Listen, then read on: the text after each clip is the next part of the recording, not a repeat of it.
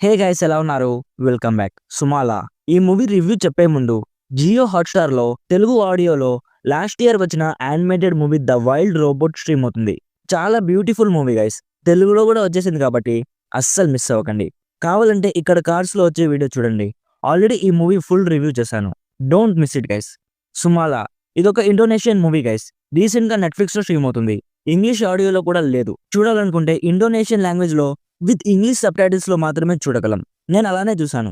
అంటే పెద్దగా డిఫరెన్స్ ఏమి ఉండదు గైస్. అంటే స్టోరీ ఈజీగా అర్థమైపోతుంది. ఇదొక horror thriller movie guys. Run time 1 hour 50 minutes ఉంటది. ట్రైలర్ చూసాక ఇదేదో మన జానర్ మూవీ లానే ఉంది అనిపించింది. అంటే నాకు హారర్ థ్రిల్లర్ మూవీస్ అంటే చాలా ఇష్టం.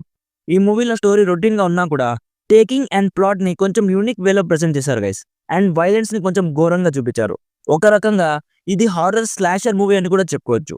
నాకైతే ఈ మూవీ చూస్తున్నప్పుడు బార్బారియన్ మూవీ గుర్తొచ్చింది. రెండిట్లో ప్లాట్ కొంచెం సిమిలర్ గా ఉంటది. బట్ ఇందులో వైలెన్స్ కొంచెం ఎక్స్ట్రీమ్ స్టేజ్ లో ఉంటది గైస్. ఈ మూవీ ఫ్రీగా ఎలా చూడాలనేది వీడియో లాస్ట్ లో చెప్తాను. సో డీటెయిల్ గా ఈ మూవీ ప్లాట్ అండ్ రివ్యూ చెప్తాను. అంతకుముందు మన ఛానల్ కి కొత్తగా వచ్చుంటే ప్లీజ్ సబ్స్క్రైబ్ చేసి కొంచెం సపోర్ట్ ఇవ్వండి గైస్. నేను జెన్యూన్ గా రివ్యూస్ ఇస్తూనే ఉన్నాను. మీ నుంచి కొంచెం సపోర్ట్ కావాలి. అలాగే బెల్ నోటిఫికేషన్ కూడా ఆన్ లో పెట్టుకోండి. సో సింపుల్ గా ఈ మూవీ ప్లాట్ ఏంటంటే, ఇద్దరు పిల్లలు ఊరి బయట ఆడుకోవడానికి వెళ్తారు.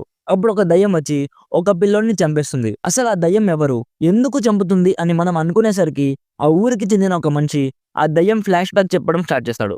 సో ఇక అసలు ఆ దయ్యం ఎవరు, అసలు దయ్యంగా ఎలా మారింది, ఇవన్నీ మీరు తెలుసుకోవాలంటే ఈ మూవీ చూడాల్సిందే. ఇప్పుడు మనం కొన్ని సైకలాజికల్ మనుషుల స్టోరీస్ వింటాం కదా.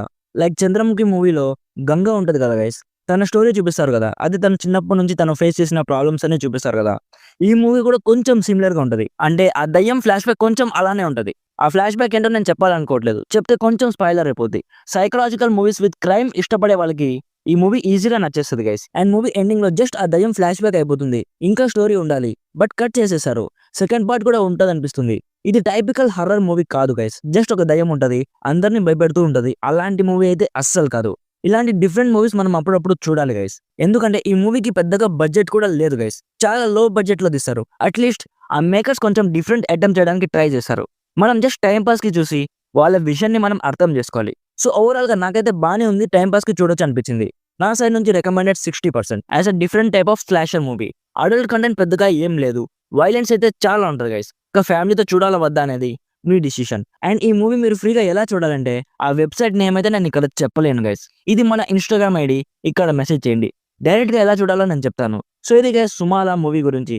వీడియో నచ్చితే లైక్ చేసి మన ఛానల్ కి కొత్తగా వచ్చుంటే సబ్స్క్రైబ్ చేసుకోవడం మాత్రం అస్సలు మర్చిపోకండి.